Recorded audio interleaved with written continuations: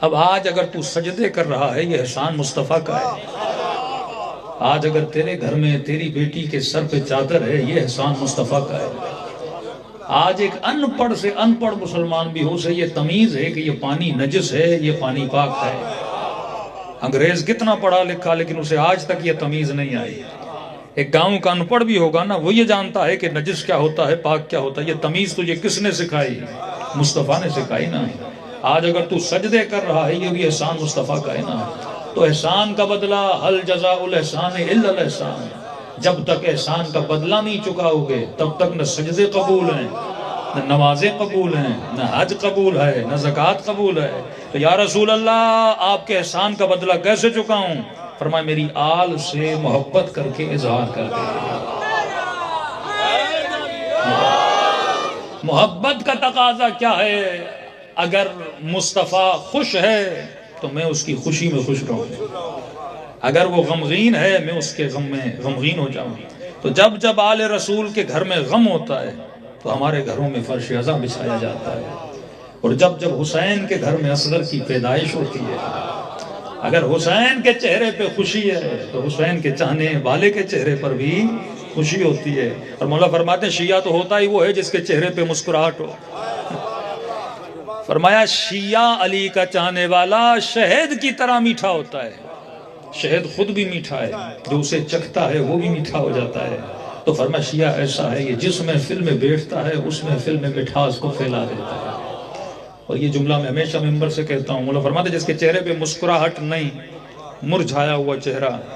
تو فرمایا مرجھائے ہوئے چہرے نہ علی کو اچھے لگتے ہیں اور دوسرا جملہ میں بولتا ہوں نہ بیویوں کو اچھے لگتے ہیں.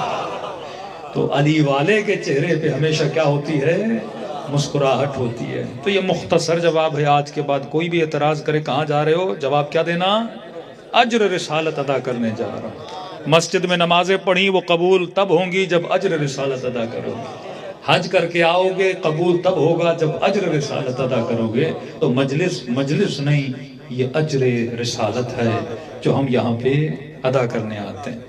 دوسری چیز میں سوچ رہا تھا کہ آج پڑھا کیا جائے. تو اکثر ہم دعا کرتے ہیں نا کہ پروردگارہ رزق میں برکت عطا کر یا زندگی میں برکت عطا کر. لمبی زندگی پانا برکت نہیں. یاد رکھیے مثلا کسی کے اکاؤنٹ میں کروڑوں روپے پڑے ہوئے ہیں وہ برکت نہیں ہے وہ کثرت مال ہے. کثرت میں اور برکت میں زمین و آسمان کا فرق ہے. ہو سکتا ہے کوئی 70 سال زندگی گزار کے اس دنیا میں جائے پر بے برکت زندگی ہے. اور اس طرح سمجھاؤں گا ہو سکتا ہے کوئی 6 مہینے زندگی گزار کر جائے پر با برکت زندگی گزار کر جائے.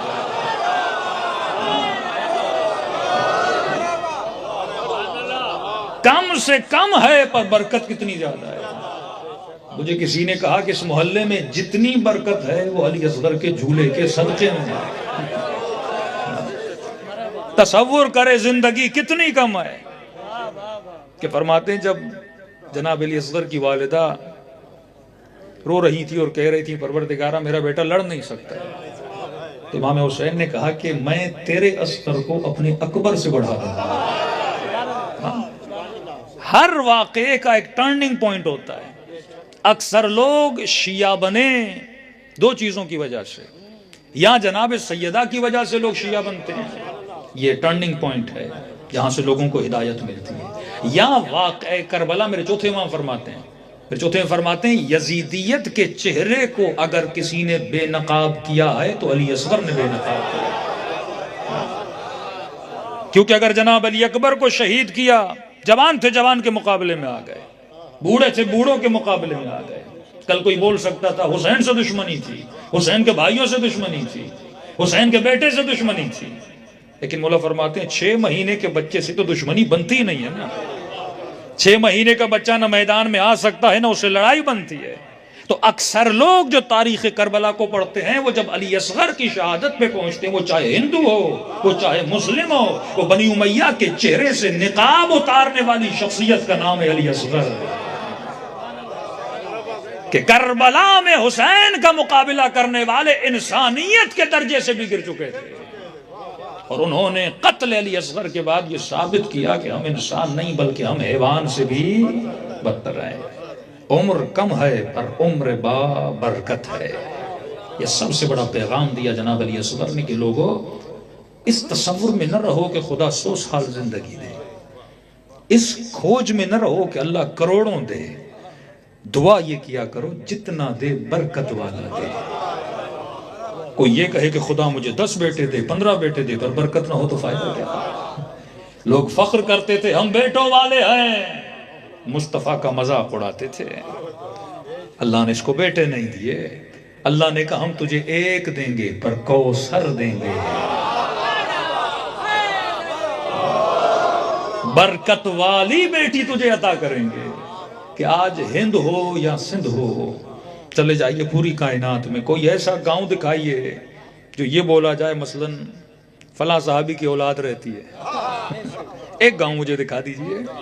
بڑی بڑی حکومتوں میں رہنے والے، بڑے بڑے تختوں پہ تاج پہ رہنے والے، ایک گاؤں پوری کائنات میں دکھا دیجئے جو یہ بولے ہم مثلاً فلاں کی اولاد میں سے ہیں، فلاں اکابر میں سے ہیں، فلاں بڑے صحابی کے بچے ہم ہیں. کہیں کوئی نہیں ملے گا. لیکن کائنات کے کونے کونے میں جاؤ گے سیدہ کے بچے تجھے آج بھی نظر آئیں گے.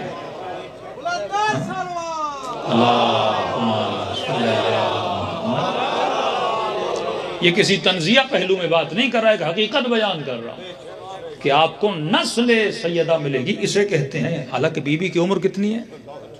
18 برس. برکت کتنی ہے. امام ہادی امام جواد کے دن بھی ابھی گزرے ہیں نا. کوئی امام 24 سال کا. برکت کتنی ہے. تو فرمایا کثرت میں نہ پڑھا کرو، دعا یہ کیا کرو کہ خدا مجھے کیا عطا کر؟ برکت عطا کر. میں نے ابتدا میں جو آیت پڑھی اہدنا الصراط المستقیم، تھوڑا سا اس پہ گفتگو کرنا چاہتا ہوں اور بڑا آسان کر کے سمجھاؤں گا تاکہ کسی کو برا بھی نہ لگے. مسلمان دن میں کتنی نمازیں پڑھتا ہے؟ 5 نمازیں. شیعوں پر الزام ہے کہ 3 پڑھتے ہیں. 3. حالانکہ ہم ہیں ہی پہلے سے 5 والے. یہ اور بات ہے ہم ملا ملا کے پڑھتے ہیں لیکن پڑھتے تو ہم 5 ہی ہیں کیونکہ 5 سے ہم کم پہ کبھی راضی ہو ہی نہیں. ہم ہمیشہ 5 پہ راضی ہوتے ہیں. ہر مسلمان دن میں 5 نمازیں پڑھتا ہے. اچھا 5 نمازوں میں ایک سورت واجب ہے. کون سی سورت ہے؟ تھوڑا مزے سے سنیے گا اور استدلالی گفتگو آج یاد کریے گا. کسی جھگڑے وگڑے میں پڑھنا نہیں ہے. حقانیت مکتب اہل بیت کو سمجھنا ہے اور سپاہی بن کے علی اصغر کی طرح اس کو پھیلانا ہے. 5 نمازیں، 5 نمازوں میں ایک سورت پڑھنا واجب ہے. نہ پڑھو تو نماز نہیں. کون سی سورت ہے؟ سورہ حمد. انتخاب اس لیے کر رہا ہوں کیونکہ مسلمان تب تک مسلمان نہیں ہو سکتا جب تک اسے حمد یاد نہ ہو. کوئی مومن بولے کہ مولانا مثلا مجھے نہ آتے نہ کل کوثر نہیں آتی، کوئی بات نہیں، ایمان میں فرق نہیں پڑے گا. یاد کرو گے تو ایمان بڑھے گا. مولانا مجھے نہ انزلنا نہیں آتا، کوئی بات نہیں، ایمان میں فرق نہیں پڑے گا. یاد کرو گے تو بڑھے گا. لیکن اگر کوئی یہ بولے بالغ ہونے کے بعد کہ مولانا مجھے سورہ حمد نہیں آتی، مطلب علی والا ہے ہی نہیں. حمد میں اہل بیت کی شان بیان ہے. یعنی ہر مسلمان پڑھتا ہے سورہ حمد. جب اللہ نے واجب کی ہے کوئی فلسفہ تو ہوگا. پروردگارہ میں صبح کی پہلی رکعت میں حمد پڑھوں، دوسری رکعت میں نازلنا پڑھوں کا نہیں. کل زور کی پہلی رکعت میں حمد پڑھوں، دوسری رکعت میں نہ آتے نہ کل کوثر پڑھوں کا نہیں. حمد کے بعد تیری مرضی ہے جو سورہ پڑھو، لیکن نماز شروع کرو گے تو سورہ حمد سے شروع کرو گے. یہ نہیں ہو سکتا کہ تو حمد کو چھوڑ دے. تو اتنا تو سمجھ لیں حمد کی ویلیو بڑی ہے. آپ سورہ حمد سے ہر مسلمان کو مکتب علی میں لا سکتے ہو. سورہ حمد سے سارے اعتراضات، یہ بھی اعتراض جھولا کیوں نکالتے ہو، یہ بھی اعتراض توسل کیوں کرتے ہو، یہ بھی اعتراض یا علی مدد کیوں کہتے ہو. یہ اس لیے پڑھ رہا ہوں کیونکہ آج کل ایف آئی آروں کا جو طریقہ ہے وہ آپ کو پتا ہے بڑا تگڑا ہونے والا ہے. اور اگر دشمن آپ کے خلاف اتنا تگڑا پروپیگنڈا کر سکتا ہے تو آپ نے بھی اپنی حقانیت میں صحیح پروپیگنڈا کرنا ہے. اگر وہ یہ کہیں کہ شیعہ صاحب کو نہیں مانتے تو آپ نے بھی ثابت کرنا ہے کہ ہم صحابہ کو مانتے ہیں. بھائی کوئی ہمیں بیماری تو نہیں کہ ہم نہ مانیں. یہ سوال کوئی نہیں سوچتا، فوراً الزام لگا دیا جاتا ہے کہ شیعہ صاحب کو نہیں مانتے. شیعہ بھائی کیوں اصحاب کو نہیں مانتے؟ مسئلہ کیا ہے شیعوں کو؟ اگر تو کلمہ پڑھے میں بھی کلمہ پڑھوں، تو بھی مصطفیٰ کا ماننے والا میں بھی مصطفیٰ کا ماننے والا، جتنی محبت تجھے مصطفیٰ سے ہے اتنی محبت مجھے مصطفیٰ سے ہے، پھر کیوں ہم مصطفیٰ کے ساتھیوں کو نہ چاہیں؟ کیسے ممکن ہے؟ تو نبی کی جوتی لے کے گھومتا ہے، تو ہم بھی تو اس کی آل کے بچوں کے جھولے لے کے گھومتے ہیں. تو اگر نسبتوں کو مانتا ہے ہم بھی نسبتوں کو مانتے ہیں نا. حسین کون ہے؟ حسین منی وانا من الحسین. حسین مجھ سے ہے، میں حسین سے ہوں. ان الحسن والحسین سیدہ شباب اہل الجنہ. حسن و حسین جنت کے جوانوں کے سردار ہیں. یہ نکتہ نیا ہے، آج آپ کو دے رہا ہوں. کراچی میں نے پڑھا تھا، حدیث بڑی عجیب ہے. ان الحسن والحسین، حسن اور حسین یہ نہیں کہا جنت کے سردار ہیں، جنت کے جوانوں کے سردار ہیں. ایک اور صورت میں خدا دو قسمیں کھاتا ہے، کہتا ہے والتین والزیتون وطور سینین وہذا البلد الامین. مجھے قسم ہے تین کی، مجھے قسم ہے زیتون کی. قرآنی مسلمانوں کے لیے پڑھ رہا ہوں. مجھے قسم ہے تین کی. تین مطلب سندھی میں زیتون بھی ہوگا، عربی میں جو زیتون ہے انگلش میں اس کو اولیو بولتے ہیں، سندھی میں آج تک شاید اس کا نام ہے نہیں میرے خیال میں. والتین والزیتون، مجھے قسم ہے انجیر کی، مجھے قسم ہے زیتون کی. قسم کون کھا رہا ہے؟ اللہ. قسم کس کی کھا رہا ہے؟ انجیر کی، زیتون کی. آپ میرے پاس آئے اور کہا مولانا ہمیں 2 لاکھ قرضہ دیجئے. مولوی دیتا نہیں ہے، شاید کوئی آ جائے. کہا مولانا 2 لاکھ قرضہ دیجئے. ہم نے کہا گارنٹی کیا ہے واپس کرو گے؟ قسم کھاؤ. آپ نے کہا مولانا قسم ہے آلو کی. یہاں قسم ہے انجیر کی. میں دے دوں گا. آپ بھی ہنسے میں بھی ہنسوں گا. بھائی کی قسم کھا تو تگڑی قسم کھا. آلو کی قسم ہے، سبزیوں کی، پھلوں کی، پودوں کی کون قسمیں کھاتا ہے؟ جب تجھے ہنسی آ رہی ہے تو جس نے تجھے خلق کیا، جو اقل العاقلین ہے، سب سے بڑا عقل مند، وہ کہہ رہا ہے مجھے قسم ہے زیتون کی. اور پہلی بات خدا کو قسم کھانے کی ضرورت کیا ہے؟ مجال ہے کسی میں جو شک کرے اللہ کی بات پر، وہ کہہ دے تو ہو جائے. خالق کو کیا ضرورت پڑی قسم کھانے کی؟ مطلب جب وہ جس چیز کی قسم کھاتا ہے اس چیز کی اہمیت کو بیان کرتا ہے.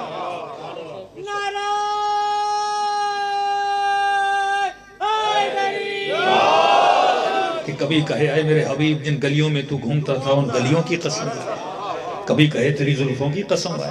مطلب نبی کی اہمیت کو بیان کیا جا رہا ہے. کبھی کہے ان گھوڑوں کے سموں کی قسم ہے. مسئلہ گھوڑے کا نہیں ہے، مسئلہ یہ ہے گھوڑے پہ سوار کون ہے. اہمیت کو بیان کیا جا رہا ہے. اب سوال یہ ہے کہ زیتون میں ایسا کیا ہے، انجیر میں ایسا کیا ہے کہ خدا قسم کھائے؟ کہہ دیتا قسم ہے مثلا مجھے قسم ہے سیب کی.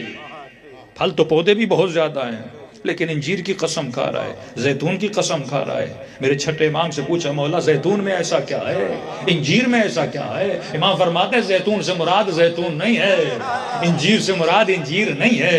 خدا کوڈ ورڈ میں باتیں کرتا ہے کہ مولا بتائیے تو صحیح کیا ہے؟ کہ انجیر سے مراد حسن ہے، زیتون سے مراد حسین ہے. پھر اشارہ کیا سورہ نور کی طرف. خدا کہتا ہے میں نے ایک شجر بنایا جو شجر زیتونیہ ہے، جو ہمیشہ جلتا رہتا ہے، جس کے تیل میں اتنی طاقت ہے، جس نے اپنے شجر کو کھڑا کیا ہوا ہے. فرمایا زیتونیہ سے مراد یہ شجر حسینیہ ہے. اور تا قیامت نسل امامت اگر چلے گی تو حسین سے چلے گی. اور اپنے تیل سے چلتا ہے، یزید روشن ہے اپنے تیل سے. کا تیل سے مراد ہے خون حسین. تا قیامت اگر امامت بڑھے گی تو خون حسین سے بڑھے گی نا، مجلس عزا سے بڑھے گی نا. یعنی 5 منٹ کے لیے تصور کیجئے شیعت سے کربلا کو لے لیا جائے کچھ نہیں بچتا شیعت کے پاس. یہ جتنی شیعت بڑی اسی جھولے سے نا، اسی علم سے نا، اسی تعزیے سے نا. اس کا ربط کہاں ہے؟ کربلا پر ربط ہے نا. فرمایا یہ شجر زیتونیہ ہے، لیکن نکتہ جو میں بیان کرنا چاہ رہا ہوں، فرمایا زیتون کی قسم ہے، انجیر کی قسم ہے. ریسرچ سنیے، جاپان کے 2 ڈاکٹرز نے ریسرچ کی کہ انسان بوڑھا کیوں ہوتا ہے، بڑھاپا کیوں آتا ہے انسان پر. ایک معجزہ بھی ہے کہ امام زمانہ آج تک زندہ ہے. میڈیکلی پرووڈ ہے کہ کوئی بندہ 1000 سال بھی زندہ رہ سکتا ہے. بوڑھا کیوں ہوتا ہے؟ کہتے ہیں انسان کی باڈی میں ایک مادہ نکلتا ہے جسے جوانی کا مادہ بولا جاتا ہے. 30 سال کے بعد وہ مادہ کم ہونا شروع ہو جاتا ہے. 35-36 سال کے بعد وہ بننا بند ہو جاتا ہے. اور جب بننا بند ہو جاتا ہے تو آہستہ آہستہ بال سفید ہونا شروع ہو جاتے ہیں، گھٹنوں کی تکلیف شروع ہو جاتی ہے، بدن پوسیدہ ہونا شروع ہو جاتا ہے، یہاں تک کہ 60-70 سال کے بعد انسان بالکل ختم ہو جاتا ہے. ریسرچ کیا کی؟ کہا وہ مادہ جو آٹومیٹیکلی باڈی میں بنتا ہے، ہم باہر کی دنیا میں تلاش کریں کن پودوں میں، کن پھلوں میں، کن سبزیوں میں پایا جاتا ہے. اب ریسرچ انہوں نے اتنی کی، ہر پھل، ہر سبزی، ہر جڑی بوٹی کو انہوں نے تلاش کیا. پوری دنیا گھومنے کے بعد ان کو جوانی کا مادہ 2 پھلوں میں ملا. معجزہ دیکھیے قرآن کا. کتنے پھلوں میں ملا؟ 2 پھلوں میں. ایک انجیر میں ملا، دوسرا زیتون میں ملا. اب انہوں نے سوچا کہ انجیر کتنے کھائے؟ دن میں 100 کھائے. زیتون کتنے کھائے؟ دن میں 200 کھائے. اور پھر انہوں نے ریسرچ کرنا شروع کی، ڈوز کیا ہونا چاہیے، کتنی مقدار میں کھائے کہ بندہ باہر سے جوانی کا پروٹین اپنی باڈی میں ڈالے، تھوڑا بہت کیا رہے، جوان رہے. تو ریسرچ کا نتیجہ یہ نکلا کہ اگر ڈیلی 1 انجیر کھائے، 7 زیتون کھائے، یہ ڈوز ہے. آپ بھی اگر جوان رہنا چاہتے ہیں 1 انجیر 7 زیتون کھائے. ریسرچ انہوں نے چھاپ دی. مصر میں قرآنک اسٹڈی کرنے والا ایک پروفیسر تھا، اس نے ریسرچ پڑھنے کے بعد ان کو خط لکھا کہ تو اتنی محنت کے بعد اس نتیجے پہ پہنچا ہے. قرآن میں ہمارے رب نے 2 چیزوں کی قسم کھائی ہے، والتین والزیتون. اور جو ڈوز تو نے بتایا ہے، عالم تعجب یہ ہے کہ پورے قرآن میں 7 مرتبہ زیتون کا ذکر ہے، 1 مرتبہ انجیر کا ذکر ہے. یعنی اللہ نے ذکر بھی کیا اور ڈوز بھی بتا دیا. لیکن جس نقطے پہ میں لانا چاہتا ہوں، یہ تو جاپانی اور مصریوں کی تحقیق ہے. اب میں بھی پڑھ رہا تھا تو اللہ نے ذہن میں ایک بات ڈالی، نبی کی حدیث آ گئی، ان الحسن والحسین سیدہ شباب اہل الجنہ. حسن و حسین یہ نہیں کہا جنت کے سردار ہیں، جنت کے جوانوں کے سردار ہیں. مطلب جو ان کو مانے گا وہ جنت میں جوان ہوگا، اور جن پھلوں کی نسبت ان کے ساتھ دنیا میں کھائے گا تو یہاں جوان رہے گا. علی والے کا جسم بھی جوان، اور اہل بیت کا چاہنے والا جب جنت میں جائے گا وہاں بھی جوان رہے گا. تو اللہ اگر قرآن میں کسی چیز کو سمیٹ رہا ہے تو یہ برکت والی بات ہے. چھوٹی قسمیں پر کھولو گے تو اس میں بڑے بڑے مطالب ہیں. سورہ حمد ہر مسلمان کو یاد ہے، انشاءاللہ آپ سب کو یاد ہوگی. نمازی بیٹھے ہیں ماشاءاللہ، نہیں ہے تو ہو جائیں گے انشاءاللہ. سورہ حمد ہر مسلمان کو یاد ہے، اور حمد میں جتنا ذکر اہل بیت ہے نا، یہ ہمارے بعض شیعہ کہتے ہیں نماز میں ذکر اہل بیت نہیں، وہ پاگل ہیں. ہم نماز شروع ہی ذکر علی اور آل علی سے کرتے ہیں. کائنات اپنے انجام تک پہنچتی نہیں جب تک محمد اور آل محمد کا ذکر نہ ہو. کچھ لوگ تشہد میں اہل بیت کے ذکر کو ڈھونڈتے ہیں. میں کہتا ہوں اللہ ابتدا نہیں بتا رہا ہے، اتنا دور کیوں جا رہے ہو؟ ابتدا میں ہی خدا ذکر محمد اور آل محمد بتا رہا ہے. سمپل سا استدلال ہے، مختصر سورہ لیکن بڑا بابرکت. جس طرح علی اصغر کی زندگی مختصر پر بڑی بابرکت ہے، اسی طرح سورہ بڑا مختصر ہے پر بڑا بابرکت ہے. ابتدائی جملوں کی تفصیل میں نہیں جاؤں گا، جو ہدف مقصد بیان ہے وہ بیان کروں گا. ابتدا آپ کرتے ہو سورہ حمد کی بسم اللہ سے، فرق اہل سنت اور شیعہ یہ ہے کہ اہل سنت کی مسجدوں میں جاؤ گے وہ جیسے حمد پڑھنا شروع کرتے ہیں بسم اللہ چھوڑ دیتے ہیں، یا اللہ اکبر الحمدللہ رب العالمین۔ شیعت اہل بیت کے مطابق بسم اللہ سورہ حمد کی پہلی آیت ہے، یعنی اگر آپ بسم اللہ چھوڑو گے تو نماز باطل ہے۔ ابتدا بسم اللہ سے۔ الزام شیعوں پر ہے کہ اللہ سے مدد نہیں مانگتے، حالانکہ ہم وہ قوم ہیں کہ الحمد کو شروع ہی اللہ کی مدد سے کرتے ہیں۔ بڑا غلط الزام ہے کہ شیعہ اللہ سے مدد نہیں مانگتے، حالانکہ ہم شروع کیسے کرتے ہیں؟ بسم اللہ الرحمن الرحیم، با استعانت، شروع کرتا ہوں اسم خدا کی مدد سے۔ اسم خدا کیا ہے؟ اللہ۔ کون اللہ؟ کہتا میں وہ اللہ جو رحمان ہے، جو رحیم ہے۔ اب بندہ پیدا ہوا، بندے کو پتہ نہیں میں کون ہوں، کہاں سے آیا، کیوں آیا۔ بچہ جیسے ہونش سنبھالتا ہے نا، یہ تو ماں باپ اور مولوی بتاتے ہیں نا کوئی اللہ ہے کوئی رسول ہے، 5 منٹ کے لیے بھول جائیے کسی نے آپ کو بتایا ہے، اللہ خود بتائے گا کہ تو کیوں آیا ہے، میں کون ہوں، خدا تو کون ہے۔ کہ بسم اللہ الرحمن الرحیم، کہ وہ شروع کرتا ہوں اللہ کے نام سے۔ پہلا تعارف کروایا کہ اے میرے بندے، میرا اگر نام جاننا چاہتے ہو نا، میرا نام اللہ ہے۔ آپ کہیں گے کون سا مولانا آ رہا ہے؟ فلاں مولانا آ رہا ہے۔ بندہ پوچھے گا میرے رب کا نام کیا ہے؟ کہ میرا نام ہے اللہ۔ کون سا اللہ؟ سمیع، علیم، بصیر، ودود؟ نہیں، رحمان، رحیم۔ پہلا تعارف کروا رہا ہے اپنا۔ ایک مومن آپ سے ملا کہ کہاں سے ہو؟ کہ حیدرآباد سے ہوں۔ تو وہ بھی کہتا ہے میں بھی حیدرآباد سے ہوں۔ کون سی زبان بولتے ہو؟ سندھی بولتا ہوں۔ کہتا ہے میں بھی سندھی بولتا ہوں۔ تو جو قربت والا تعارف ہوتا ہے نا وہ پہلے ہوتا ہے، پھر بتائے گا میں ڈی ایس پی ہوں، میں ایس پی ہوں، میں فلاں فلاں ہوں۔ پہلے قربت والا تعارف۔ اس نے یہ نہیں کہا میں سمیع ہوں، یہ نہیں کہا میں علیم ہوں، یہ نہیں کہا میں ودود ہوں۔ پہلا تعارف یہ کروایا میں اللہ ہوں۔ کون اللہ؟ میں رحمان ہوں، میں رحیم ہوں، میں 40 ماہوں سے زیادہ تجھ سے پیار کرنے والا ہوں۔ تیری ماں بھی تجھ سے اتنا پیار نہیں کرتی۔ اے خدا تو کہہ دیتا میں رحیم ہوں، ایک ہی صفت کو 2 پیراہوں میں لانے کی ضرورت کیا تھی؟ میں رحمان بھی ہوں، میں رحیم بھی ہوں۔ کہ ایک میری رحمت ہے عام، ایک میری رحمت ہے خاص۔ عام رحمت کا مطلب کیا؟ میں نے تجھے پیدا کیا، اب تیری مرضی تو مانے نہ مانے، رزق تجھے دوں گا۔ میں نے تجھے جسم دیا، اس جسم کو پیاس لگتی ہے، بھوک لگتی ہے، میری ذمہ داری ہے کہ میں تجھے پانی دوں کیونکہ میں نے تجھے پیاس دی ہے۔ میری ذمہ داری ہے میں تجھے کھانا دوں کیونکہ میں نے تجھے بھوک دی ہے۔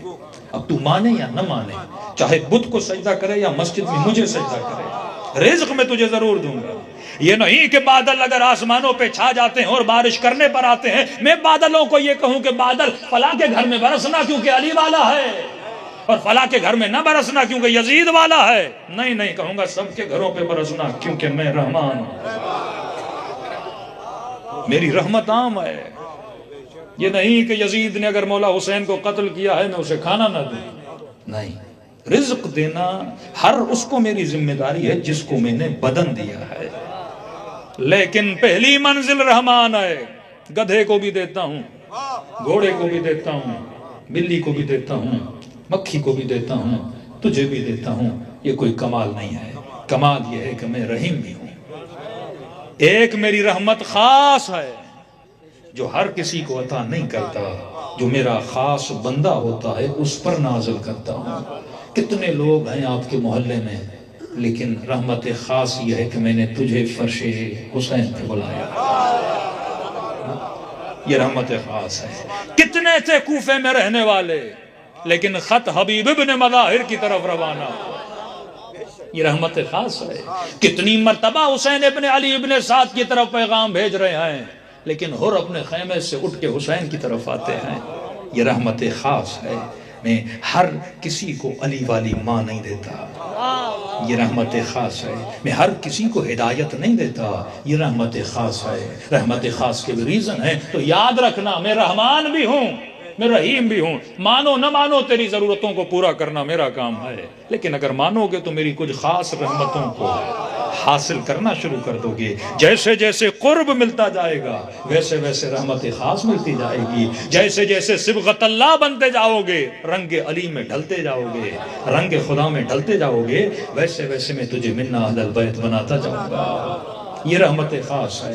اب کہو الحمدللہ رب العالمین.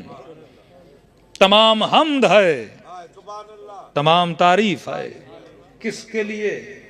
للہ, اللہ کے لیے. کیوں تعریف اللہ کے لیے ہے؟ کیونکہ میں رب ہوں. جواب بھی خود دیتا ہے, سوال بھی خود بناتا ہے. تعریف ہے اللہ کے لیے. کیوں؟ کیونکہ وہ کون ہے؟ رب ہے. میرے چوتھے امام فرماتے ہیں بڑا بے وقوف بندہ ہے, تصویر کو دیکھتا ہے بڑی تعریف کرتا ہے, درخت کو دیکھتا ہے بڑی تعریف کرتا ہے, حسین آواز کو سنتا ہے بڑی تعریف کرتا ہے, حسین چہرے کو دیکھتا ہے بڑی تعریف کرتا ہے. کہ اس میں درخت کا کیا کمال ہے کہ وہ حسین ہے. بندہ آئینے کے سامنے کھڑا ہوا, کیا کہنا میری آنکھوں کا, کیا کہنا میرے بالوں کا. خود کو دیکھ کے خوش ہو رہا ہوتا ہے, کہ اپنے چہرے کی تعریف کرتا ہے, پر عقل مند ہوتا تو بنانے والے کی تعریف کرتا.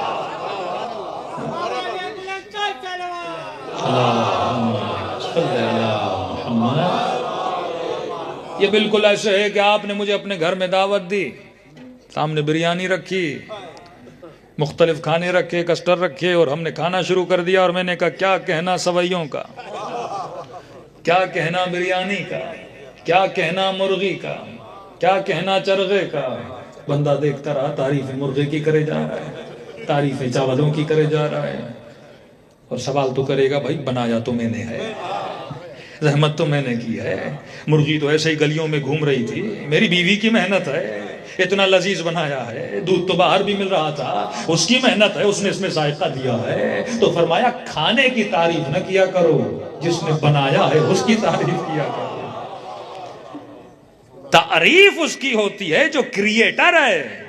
خوبصورت تصویر آپ کے سامنے ہے, تصویر میں رنگ کس نے ڈالے, کریٹیویٹی کس کی ہے. 1000 سال سے درخت کھڑا ہے, درخت کا کیا کمال ہے. بندہ کھڑا ہے, بندے کا کیا کمال ہے, بنانے والے کا کمال ہے. کہو الحمد, تمام تعریفیں ہیں للہ, اللہ کی. کیوں؟ کیونکہ میں رب ہوں, میں بنانے والا ہوں. اچھا ایک مسئلہ حل کر دوں, کچھ عرصہ پہلے ہوا تھا. رب کا مطلب یہ نہیں پالنے والا. اکثر ترجمہ کیا کیا جاتا ہے تعریف اللہ کے لیے, جو پالنے والا ہے. پالتا تجھے تیرا باپ ہے, تبھی کا ارحمہما کما ربیانی صغیرا. اے خدا ان پہ رحم کرنا جو میرے چھوٹے رب ہیں, جنہوں نے مجھے پالا ہے. پالتا ماں باپ ہے. رب العالمین کا مطلب یہ ہے جو پوری کائنات کی تدبیر کرنے والا ہے, مدبر الامور. میرا کیا کمال کسی ماں کی شکم میں بچہ آ گیا, باپ کا تو کمال نہیں ہے, وہ تو ایک شہوانی ایک تھا جو ہو گیا. لیکن کس نے اس خون سے نطفہ بنایا, نطفے سے مضغہ بنایا, مضغے سے علقہ بنایا, علقے سے بچہ بنایا, پھر 4 مہینے کے بچے میں روح کو ڈالا, پھر اسے کمپلیٹ کر کے کائنات میں پیدا کیا. یہ کون ہے جو اس بچے کو جذبات عطا کرتا ہے؟ یہ کون ہے جو 9 مہینہ بچہ ماں کو تکلیف دیتا ہے, لیکن تکلیف دینے کے بعد بھی وہ بچے کو سینے سے لگاتی ہے. حضرت موسیٰ کوہ طور سے آ رہے, دیکھا کوئی ماں ہے, اس کی گود میں بچہ ہے, اور بے انتہا بدصورت بچہ, بدصورت. موسیٰ پریشان ہو گئے, ماں سینے سے ایک چمی ادھر دے, ایک چمی ادھر دے.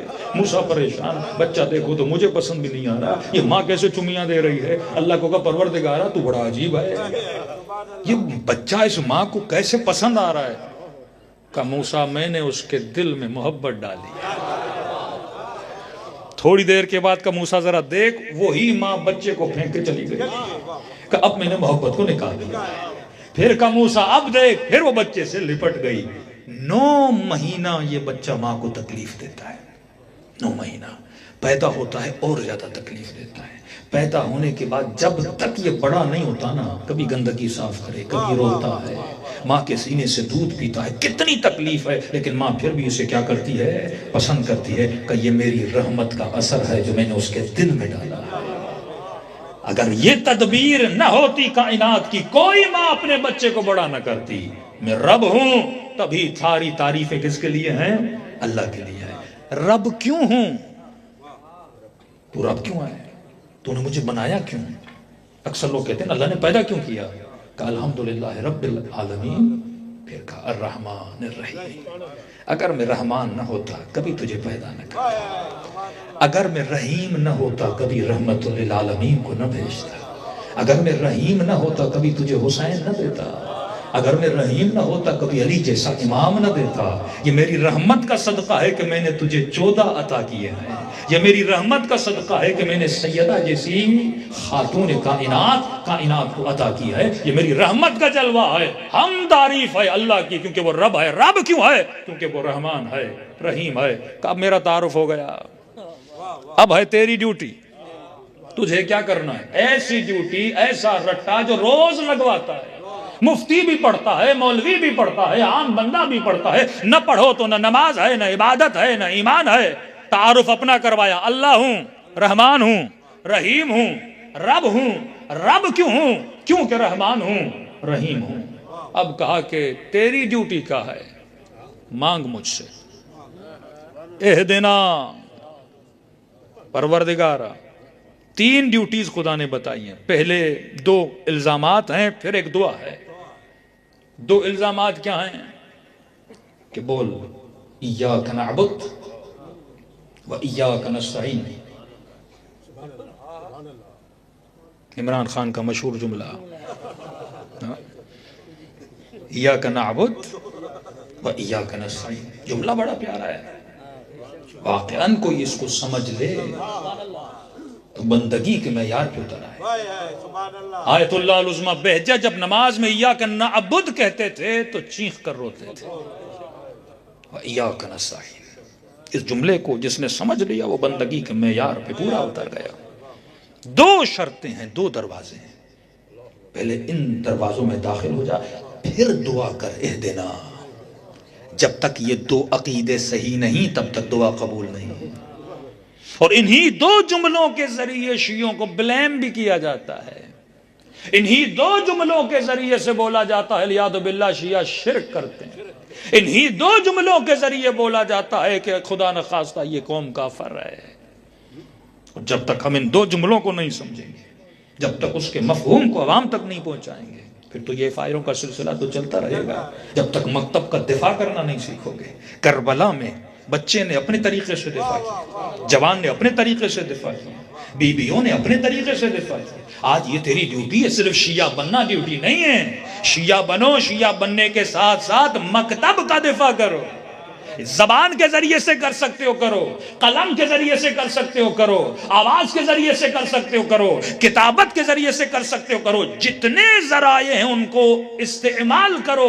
دفاع مکتب اہل بیت میں کچھ لوگوں نے خون دیا، کچھ نے آواز دی، ہر بندہ اپنے طریقے سے، لیکن جو بلیمنگ ہوتی ہے، کیونکہ دیکھیے حدیث پہ شک کیا جا سکتا ہے۔ آج کتنی حدیث ہم اہل سنت کی کتابوں سے پڑھتے ہیں، پھر بھی بہانے بازیاں ہوتی ہیں، معنی کو بدلا جاتا ہے، راویوں کی گفتگو بیچ میں آ جاتی ہے، حدیث ضعیف ہے، حدیث قوی ہے، پتہ نہیں لاکھ بہانے لائے جاتے ہیں، پر قرآن پر تو کسی کو اعتراض نہیں ہے۔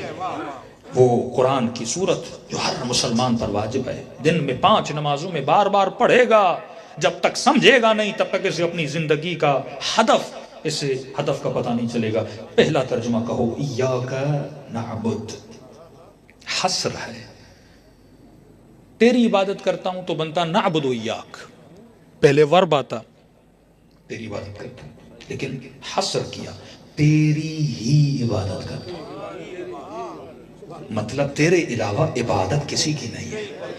عبادت اسی کی ہوتی ہے جو خدا ہوتا ہے، اور خدا ہونے کی شرط یہ ہے کہ اسے رب ہونا چاہیے۔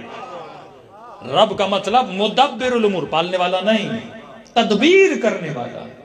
یہ سورج، یہ چاند، یہ قندیل، شمس و قمر، یہ ستارے، یہ پوری کائنات کی تدبیر کون کر رہا ہے؟ پروردگار عالم کر رہا ہے۔ تدبیر میں کرتا ہوں، میں اپنی تدبیر سے نبی بناتا ہوں، میں اپنی تدبیر سے ولی بناتا ہوں، میں اپنی تدبیر سے ہادی بھیجتا ہوں۔ تو میری تدبیر کے حساب سے چلے گا، اپنی مرضی کے حساب سے نہیں چلے گا۔ کون سا جملہ تھا امام حسین کا؟ رضن برضا و تسلیما لامرے، میں تیری تدبیر کے سامنے تسلیم ہوں، میں تیری تدبیر کے سامنے راضی ہوں۔ کربلا سے نکلے، کربلا سے، مدینے سے نکلے کربلا کی طرف، یہی کہتے گئے نا، تو میں تیری تدبیر پہ راضی ہوں۔ میں تیری تدبیر پہ راضی ہوں، میں تیری تدبیر کے خلاف نہیں جاؤں گا۔ تو یہ تیری تدبیر ہے، اور امام وہی ہوتا ہے جو تیری تدبیر کے سامنے سر ہمیں تسلیم کرتا ہے۔ ایاک نعبد، عبادت تیری، سجدہ تیرا۔ ہاں اگر کسی اور کو بھی سجدہ کروں گا تو تیرے کہنے پر۔ بعض اوقات یہ نسل شیعہ کو گمراہ کرنے کے لیے بعض جاہل ممبر سے بولتے ہیں اگر آدم کو سجدہ تھا تو حسین تو مولا آدم ہے، بولا جاتا ہے نا، مولا حسین کو سجدہ کیوں نہیں؟ پھر کہتے ہیں نہیں سجدہ نہیں کر رہے، تعظیمی سجدہ کر رہے ہیں کربلا جانے کے بعد، تعظیمی سجدہ کر رہے ہیں نجف جانے کے بعد۔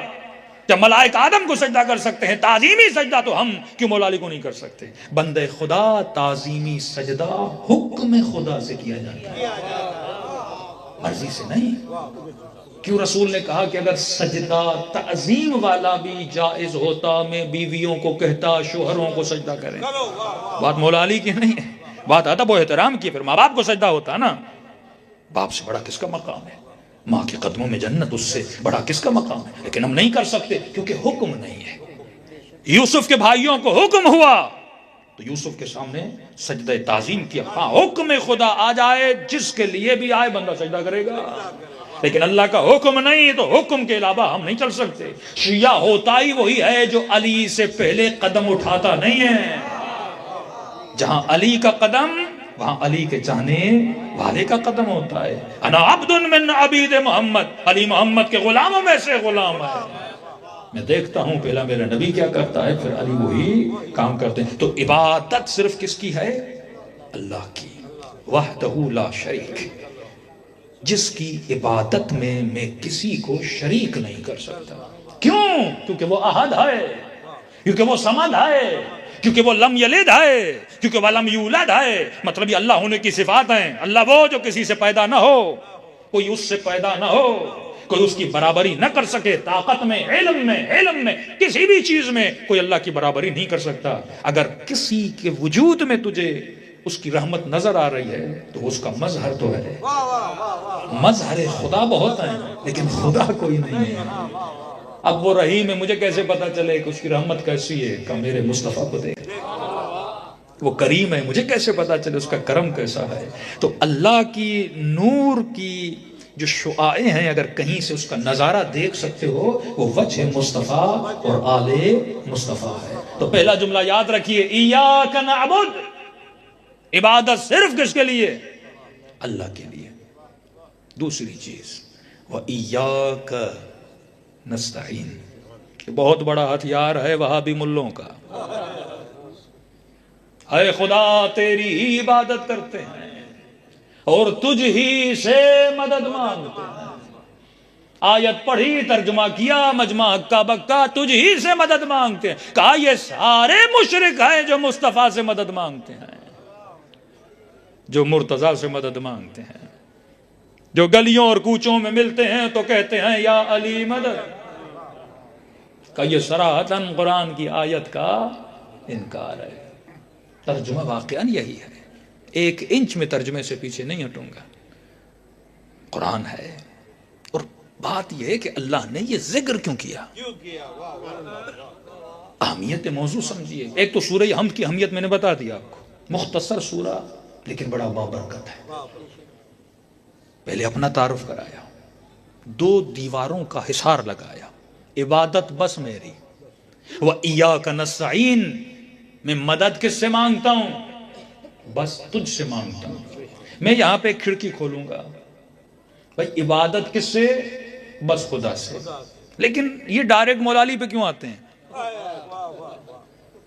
مدد کی بات ہے نا، تو کیا صرف علی سے مدد مانگنا شرک ہے؟ دوسروں سے مدد مانگنا شرک نہیں ہے؟ کیا یہ منافقت نہیں ہے یا کھلا تعداد نہیں ہے؟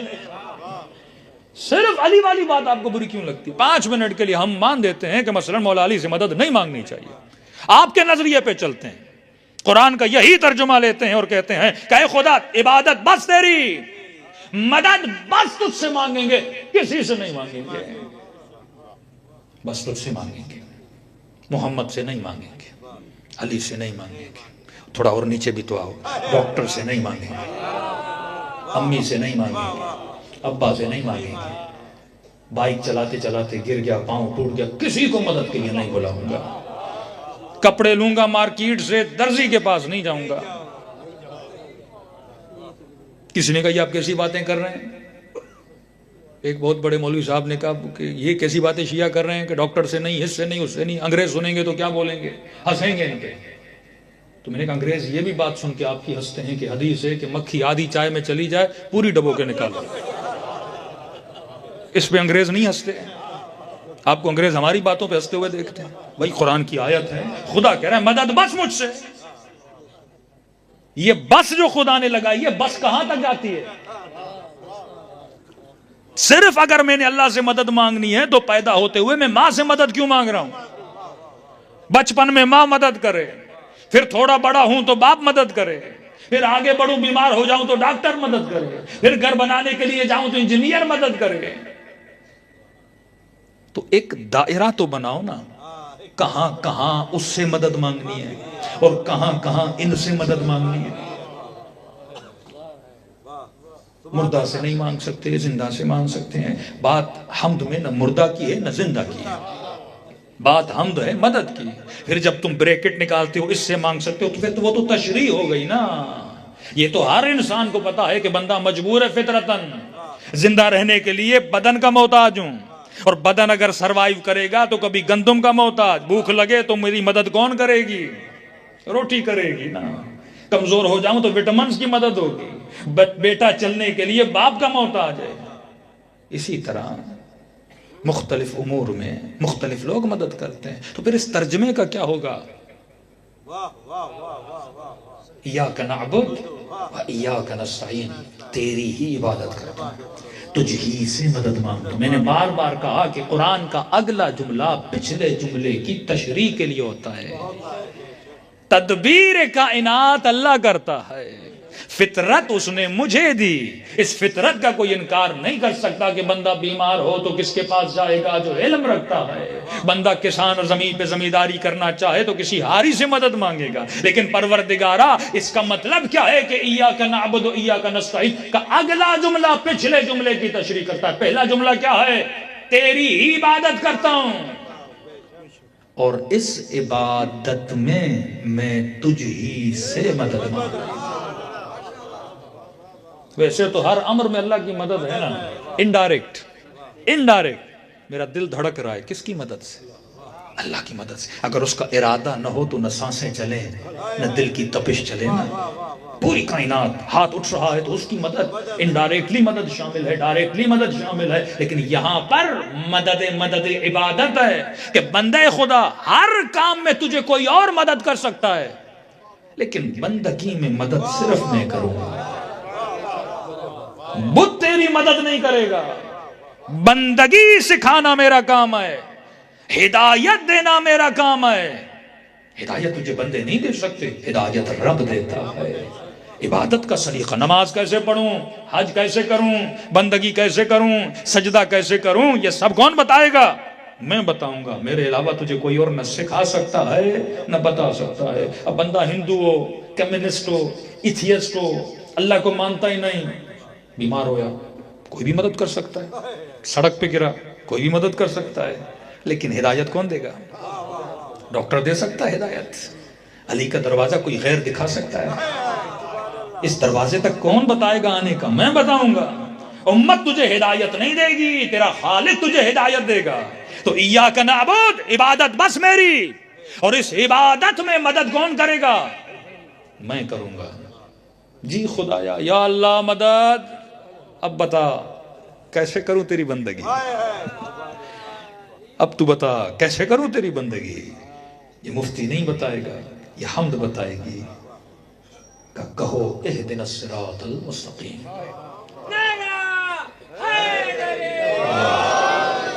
اب ہے دعائیہ جملہ. پہلے یہ سمجھ لو عبادت میں مدد میں کروں گا. یہاں سے خلیفہ بلا فصل کا عقیدہ ثابت ہو رہا ہے.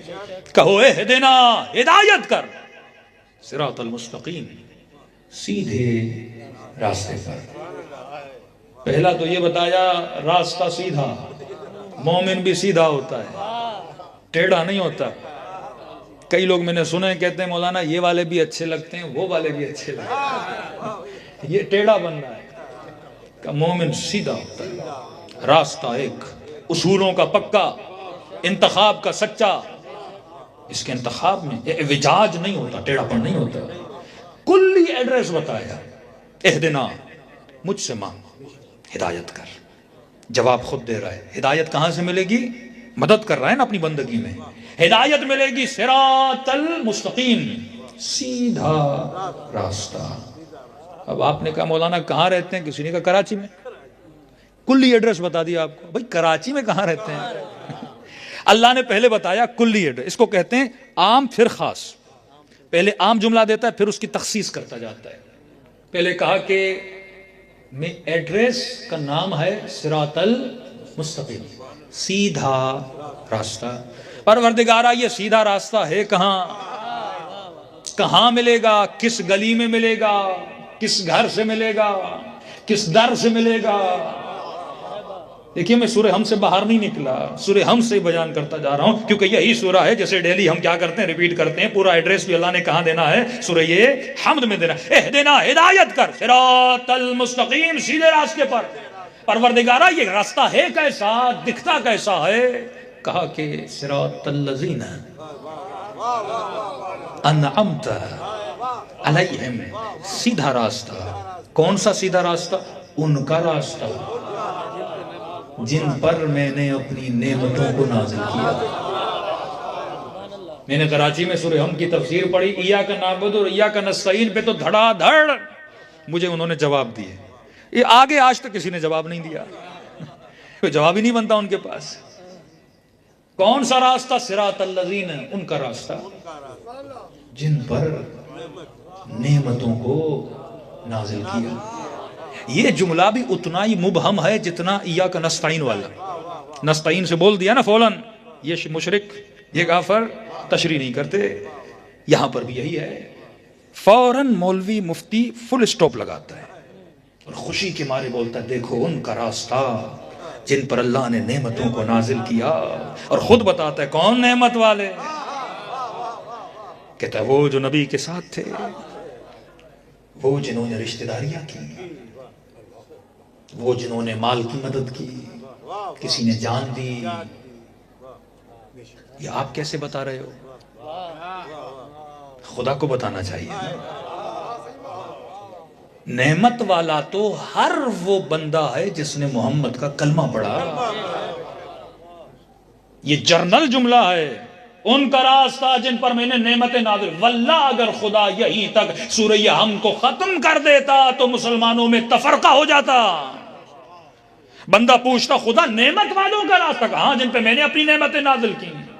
اب کون ہے اس مجمع میں ایک بندہ مجھے دکھاؤ جس پہ اللہ کی نعمت نہ ہو؟ یعنی اس ممبر سے لے کے آخر تک جتنے لوگ کھڑے ہیں، شیعہ، غیر شیعہ، ہندو، کرسچن، پوری کائنات میں مجھے بتا دو کوئی ایک بندہ جس پہ اللہ کی نعمت نہ ہو۔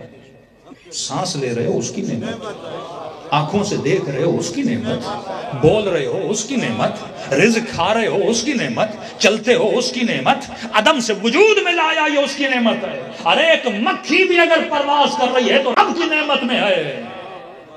درخت بھی نعمت میں، اینٹیں بھی نعمت میں، چرند و پرند بھی نعمت میں۔ اب میں کس کے راستے پہ چلوں؟ یہ مومن کھڑا ہو جائے گا مولانا میرے راستے پہ چلیے کیونکہ میں ہوں جس پہ اللہ کی نعمت ہے۔ کوئی بولے گا ہم پہ نعمت ہے، کوئی بولے گا میں کعبے کی چھت پہ چڑھ کے آیا ہوں میرے پہ بڑی نعمت ہے، کوئی کہے گا میں اندر نماز پڑھ کے آیا ہوں میرے اوپر بڑی نعمت ہے۔ میں نے کہا صدام بھی گیا تھا مولا حسین کے حرم کے اندر نماز پڑھ کے آیا تھا۔ کس پہ نعمت نہیں ہے؟ ہر کسی پہ نعمت ہے، ہر کسی کے راستے پہ چلو۔ ایڈریس بتانا خدا کا کام ہے۔ واللہ سورہ حمد اپنے بچوں کو پڑھاؤ، سکھاؤ، کسی اور حدیث میں جانے کی ضرورت ہے نہ کیا؟ سورہ حمد کلیئر ایڈریس ہے محمد اور آل محمد کا۔ اے خدا لاکھوں نعمت والے، بدر والے بھی نعمت والے، احد والے بھی نعمت والے، حنین والے بھی نعمت والے، خندق والے بھی نعمت والے، جناب حمزہ بھی نعمت والے۔ میں کس کے راستے پر چلوں؟ کہا سارے نعمت والے ہیں، پر جن کے راستے پر چلنا ہے ان کے اندر دو صفات بیان کر دیتا ہوں۔ کون سی صفات ہے؟ کہ کہو اہدنا الصراط المستقیم، سیدھے راستے پر چلا. صراط الذین انعمت علیہم، ان کا راستہ جن پر تو نے اپنی نعمتوں کو نازل کیا. کون نعمت والے؟ غیر المغضوب علیہم. ان نعمت والوں کی پہلی صفت یہ ہے کہ میں خدا ان پر کبھی غضبناک نہیں ہوتا.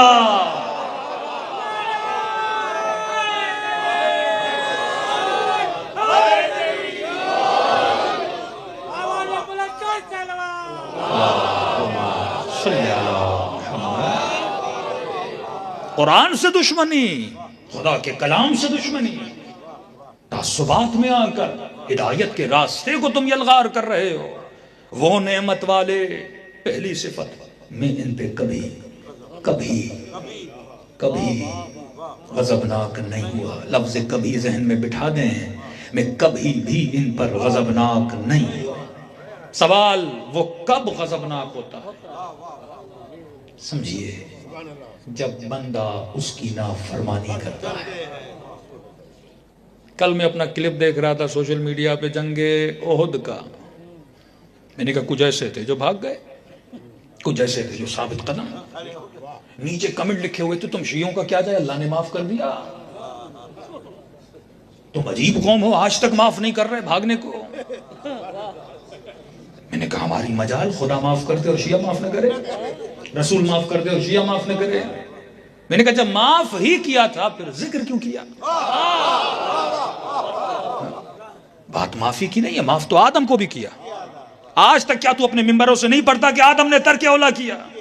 آدم کی بات ہو تجھے برا نہیں لگتا، صحابی کی بات ہو تجھے برا لگتا ہے؟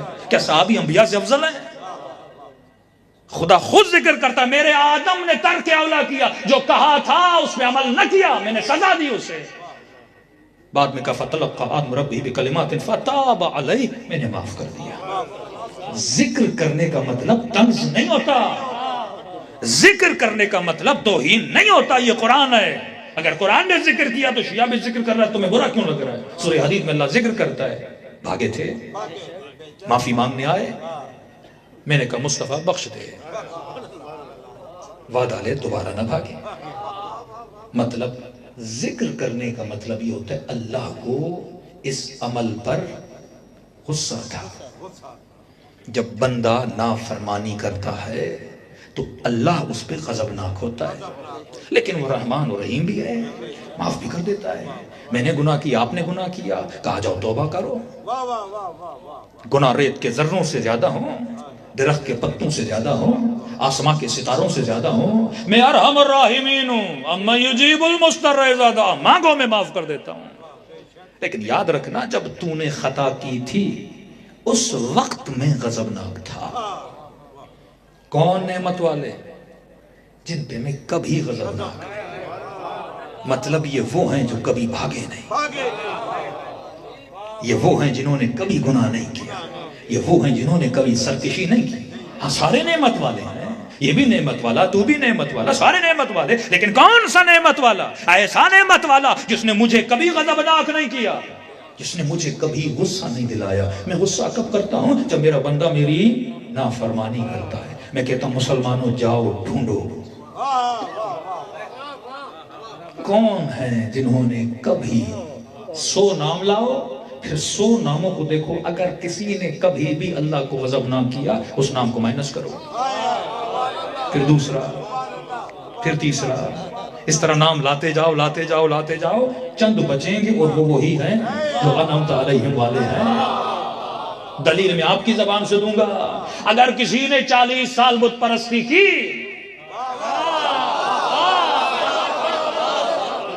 30 سال کی، 10 سال کی، 5 سال کی، ایک دن بھی اگر کسی نے بت پرستی کی ہے تو وہ اس دن خدا غضبناک تھا. بعد میں معاف کر دیا، کوئی بات نہیں، اسلام لایا، مومن ہو گئے، معاف کر دیا میں نے. فتح مکہ کے بعد مسلمان ہو گئے، میں نے تمہارے پچھلے گناہ کیا کر دیے؟ معاف کر دیے. اب آگے گناہ نہ کرنا، اب آگے خطا نہ کرنا، مجھے دوبارہ غضبناک نہ کرنا. تو چیپٹر کلوز ہو گیا. اگر کسی نے ایک دن بھی بت پرستی کی ہے وہ انعمت علیہم میں نہیں ہے.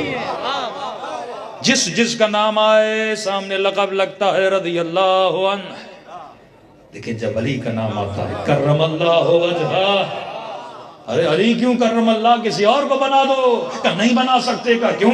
کہ یہ واحد چہرہ ہے جس نے کبھی بتوں کو سجدہ نہیں کیا.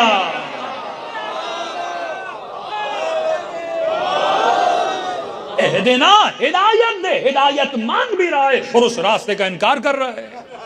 بار بار کہے کہ مجھے کراچی جانا ہے، کہوں ادھر سے جاؤ، تو 7 کے روڈ پہ جا رہا ہے.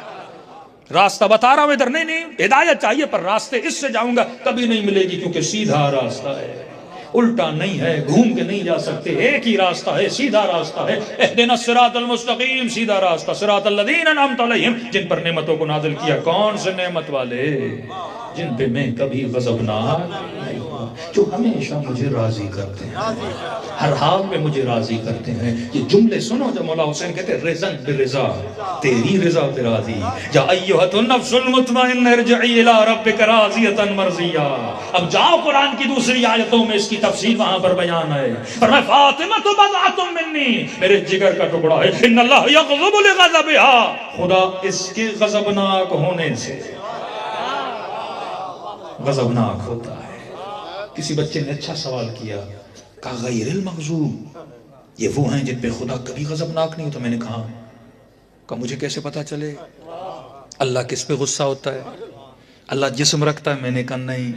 چہرہ رکھتا ہے؟ میں نے کہا نہیں. کہا مولانا جب میرا باپ غصہ کرتا ہے تو پتا چلتا ہے. میں نے کہا کیسے؟ کہ چہرے کو دیکھ کے، کبھی ڈانٹتا ہے، کبھی چہرہ لال ہو جاتا ہے. اب اللہ کا کیسے پتا چلے؟ نہ اس کی آواز آتی ہے نہ اس کا چہرہ نظر آتا ہے. میں نے کہا تبھی تو کہا کہ اگر میرے غصے کو دیکھنا ہے تو فاطمہ کے چہرے کو دیکھنا. خدا ان کے غضبناک ہونے سے غضبناک ہوتا ہے. جس پہ مصطفیٰ غضبناک اس سے خدا غضبناک، جس سے اولاد اہل بیت غضبناک اس سے خدا غضبناک. پہلی صفت یہ کہ یہ کبھی بھی میں ان پہ غضبناک نہیں ہوا. یہاں سے بھی شاید کچھ کو بچا لیتے، لیکن آخری جملہ جس کو مولوی مفتی بڑا کھینچ کے پڑھتے ہیں، غیر المغضوب علیہم ولا الضالین، اور کھینچ کے ہی پڑھنا چاہیے. یہ پہلی صفت یہ ہے کہ میں ان پہ کبھی غضبناک نہیں ہوا، اور دوسری مہر لگا کے اس نے اہل بیت کے گھر کو ہدایت کا گھر قرار دے دیا. اور دوسری صفت یہ وہ ہے جو کبھی بھی گمراہ نہیں رہے.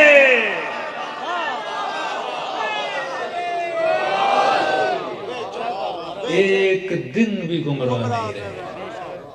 عالم تعصب یہ کہتے ہیں بچوں میں جس نے پہلے ایمان لایا. علی نے پہلے ایمان، بچہ کہنا ضروری تھا. بچوں میں جس نے پہلے، بوڑھوں میں جس نے پہلے ایمان لایا. کیونکہ فضیلت نہیں بول سکتے تھے کہ علی پیدائش سے ہی ایمان والے تھے نا. جو نبی کے گھر میں پلے، جو گود مصطفیٰ میں بڑا ہو، جس کے لیے کہا انا مدینۃ العلم وعلی بابها، میں شہر علم ہوں اور علی دروازہ ہے. اس سے اور آسان ایڈریس خدا کیا بتاتا ہے؟ بہترین ایڈریس ہے. واللہ جو نیت کر لے، دیکھیے ہدایت خدا دیتا ہے. سچے دل سے، صدق دل سے کہو نا اہدنا، ہدایت کر. واحد مکتب ہے جو اتنی تیزی سے بڑھ رہا ہے. واحد مکتب ہے. ہم اپنے بزرگوں سے پوچھتے ہیں بھائی ہمارے گاؤں میں پہلے جلوس میں کتنے لوگ آتے تھے؟ کہتے تھے 20 لوگ، 25 لوگ. آج کتنے ہیں؟ ہزاروں میں. مارا آپ کو گیا، قید بند آپ کو ڈالا گیا، قانونی پابندیاں، ہر جور ظلم اگر کسی قوم پہ ہوا ہے، یعنی مسلمانوں کی اقوام کو نکالیں، مذاہب کو نکالیں، اگر کسی مذہب کے لوگوں کو سب سے زیادہ مارا گیا اہل بیت کے ماننے والے، لیکن اتنے مارنے کے بعد بھی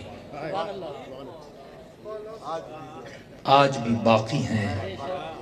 میں نے کہا نا عمر کم ہے اصغر کی پر بابرکت ہے. اقلیت کو نہ دیکھا کرو، برکت کو دیکھا کرو. چھٹے امام سے کسی نے آ کر شکوہ کیا، امام جعفر صادق،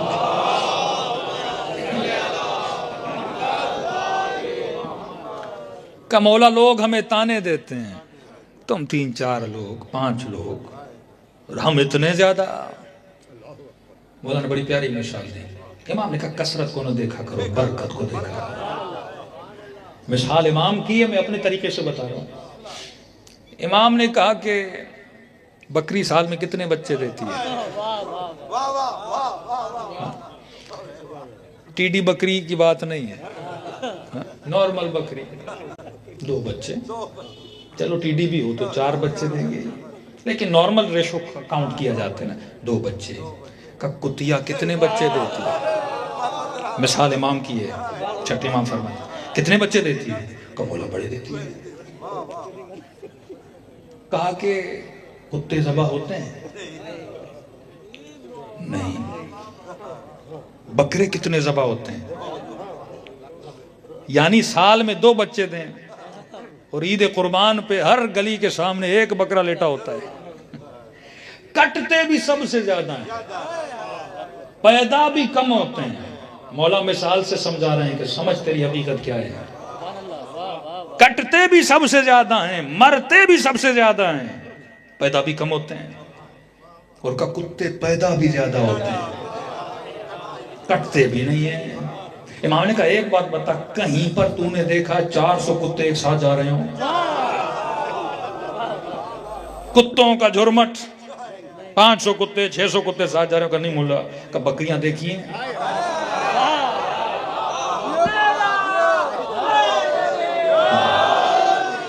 ہزار بکریاں، 2,000 بکریاں ایک ساتھ چل رہی ہوتی ہیں۔ کہا وہ پیدا زیادہ ہوتے ہیں پر برکت نہیں ہے، یہ پیدا کم ہوتی ہیں کٹتی زیادہ ہیں پر برکت ہے۔ کہ اپنی تعداد پہ مایوس نہ ہوا کرو، تو کتنا بھی کم پیدا ہو پر خدا نے تجھ میں برکت رکھی ہے۔ اور میں نے کہا کیا تفسیر ہے میرے مولا کی؟ واللہ جب محرم کا چاند نظر آتا ہے تو گلی گلی میں لگتا ہے ہیں ہی سارے حسینی، رنگ حسینی میں کھر جاتا ہے۔ 40 جاؤ کتنا رش ہوتا ہے، ملینز کی تعداد۔ یہ معجزہ نہیں تو کیا ہے؟ حج پہ جاؤ تو 17 ملین، 18 ملین، 40 پہ جاؤ تو تقابل میں نہیں کر رہا، لیکن اہمیت زیارت اہل بیت علیہ السلام، یہ تقابل خود اہل بیت نے کیا کہ حسین کی 1 زیارت جو کرے گا 70 حجوں کا ثواب۔ اتنا ثواب کیوں ہے؟ تقابل بھی خانہ خدا سے کیا جا رہا ہے، کیونکہ یہ وہ ہیں جن کو خدا نے عزت دی ہے۔ جو ان کو عزت دیتا ہے گویا خدا کو عزت دیتا ہے۔ یہ مکتب، یہ علم، یہ تہذیب، یہ تمدن، یہ اخلاق اگر تجھے ملا ہے تو کس مکتب سے ملا؟ اہل بیت سے۔ اور مجھے تعجب ہے، طاہر القادری صاحب کا کلپ آیا چند دن پہلے، کہتا شیعوں میں خطبے بڑے جھوٹے ہیں، تو سمجھ نہیں آتی کہ جس بھی امام کا دیکھو اتنا لمبا لمبا خطبہ۔ کیا اس زمانے میں کوئی ٹیپ ریکارڈر تھے کہ لوگ ریکارڈ کرتے تھے؟ تو اتنی حدیثیں جو ابو ہریرہ نے لکھی وہ ٹیپ ریکارڈر میں لکھی تھی، وہاں پہ تجھے ٹیپ ریکارڈر نظر نہیں آتا۔ ایک تو پڑھ کے ان کی سمجھ میں نہیں آتا یہ کلام کیسا ہے۔ ہم بھی چیلنج دیتے ہیں نا، فصاحت اور بلاغت تو دیکھ کے پتا چلتا ہے یہ کلام اس کا ہے جسے خدا نے پڑھایا ہے۔ قرآن بیان کرتے وقت کوئی ٹیپ ریکارڈر نہیں تھا، نبی کا خطبہ، اتنے خطبے نبی کے لکھے ہوئے تھے، مسلمانوں نے ٹیپ ریکارڈر رکھے تھے۔ یہ اعجاز خدا ہے کہ کلام اہل بیت کو کیسے پہنچانا ہے۔ واللہ دعائے کمیل پڑھو، ردم دیکھو، یہ زیارتیں معجزہ ہیں۔ کسی برادر اہل سنت کو لاؤ کو پڑھو زیارت جامع کبیرہ، زیارت عرفہ، دعائے عرفہ، دعائے کمیل، ردم دیکھو گے نا۔ مثلا سورہ واقعہ پڑھتے ہو، نِذَا وَقَعَتِ الْوَاقِعَةُ لَيْسَ لِوَقْعَتِهَا كَاذِبَةٌ، یعنی آخر کا جو ردم ہے نا ایک جیسا ہے۔ اسی طرح معصوم کی دعا پڑھو گے آخر کا ردم ایک جیسا ہے۔ لگتا ہے یہ کلام ایک ہی گھر سے آیا۔ ظاہر ہے جن کو خدا نے پڑھایا ان کے کلام میں بھی رنگ خدا موجود ہے، ان کے وجود میں رنگ خدا موجود۔ ابھی کا صبغت اللہ ومن احسن من اللہ صبغہ، کون ہے جو خود کو رنگ خدا میں رنگ دے۔ یہ سورہ حمد ہدیتاً آپ کو پیش کی۔ اب نہ بخاری میں جانے کی ضرورت ہے، نہ بحار الانوار میں جانے کی ضرورت ہے، یہ قرآن ہے، سلیس ترجمہ ہے، اس ترجمے سے آپ سب کچھ سمجھ سکتے ہیں۔ کائنات کو ہدایت دینے کی ذمہ داری خدا کی ہے۔ ابھی تازہ تازہ الیکشن ہوئے ہیں، اپنے ملک کے حالات تو سب کو پتہ ہے۔